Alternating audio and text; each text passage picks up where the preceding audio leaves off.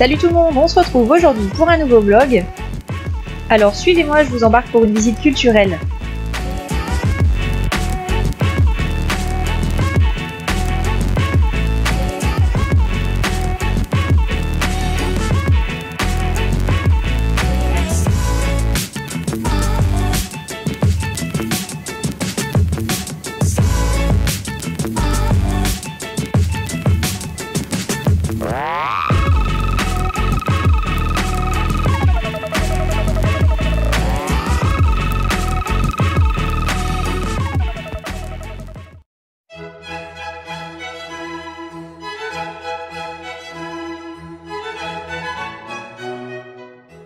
Le château de Versailles est connu dans le monde entier et est classé depuis 30 années au patrimoine mondial de l'humanité. Il est l'une des plus belles réalisations de l'art français du XVIIe siècle. Il fut au départ un simple château construit par Louis XIII pour la chasse, puis il devint la résidence des autres rois de France, de Louis XIV en passant par Louis XV et enfin Louis XVI.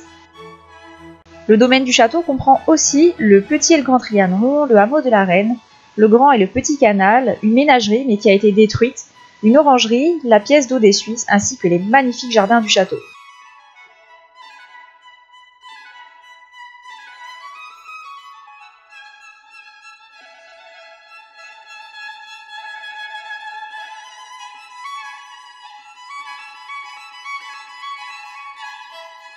Ici, c'est la chapelle royale. Elle a servi à différents types de cérémonies religieuses, dont le mariage de Marie-Antoinette et Louis XVI. Les peintures de la voûte illustrent des scènes de l'Ancien et du Nouveau Testament. Il faut savoir que chaque jour, vers 10 h du matin, la cour assistait à la messe du roi, et celui-ci se tenait à la tribune royale, entouré de sa famille.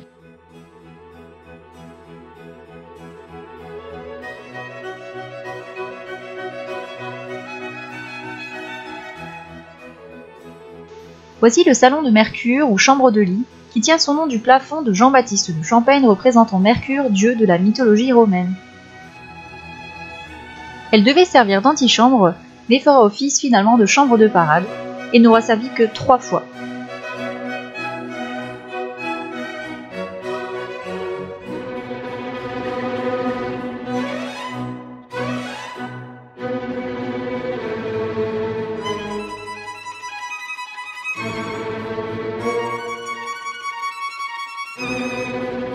Voici la Galerie des Glaces.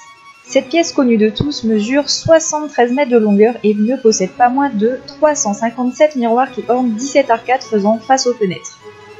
La galerie servait de lieu de passage, d'attente et de rencontre, et elle était fréquentée par les courtisans et les visiteurs. Elle était aussi utilisée exceptionnellement dans le cadre de cérémonies pour éblouir les invités.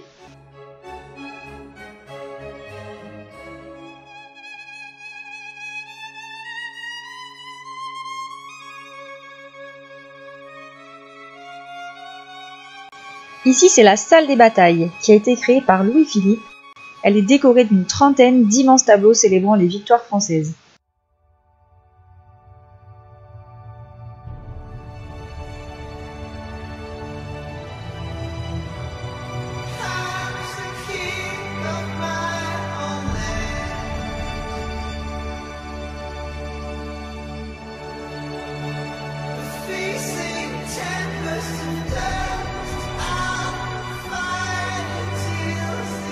On peut parler ici d'immenses œuvres d'art.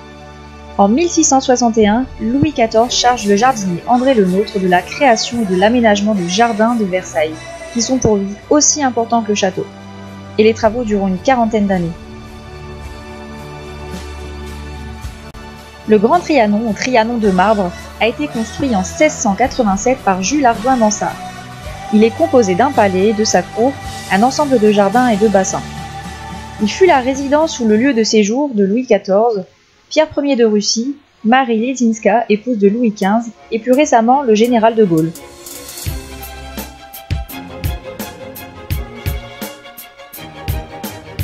Il est sans doute l'ensemble de bâtiments le plus raffiné de tout le domaine de Versailles, et d'ailleurs il est inscrit au patrimoine mondial de l'UNESCO.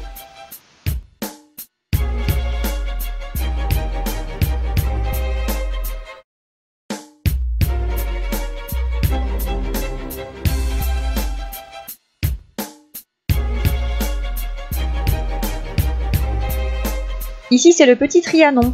c'est le domaine de Marie-Antoinette. Elle aimait y retrouver les plaisirs d'une vie simple et champêtre, loin des lumières de Versailles. Et d'ailleurs, personne ne pouvait y pénétrer sans son invitation.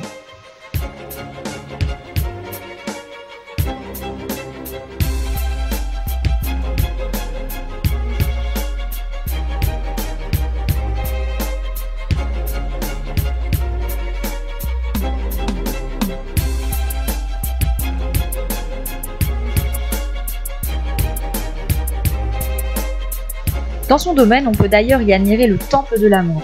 Cette petite rotonde à l'inspiration antique abrite en son centre une sculpture représentant l'amour se taillant un arc dans la massue d'Hercule.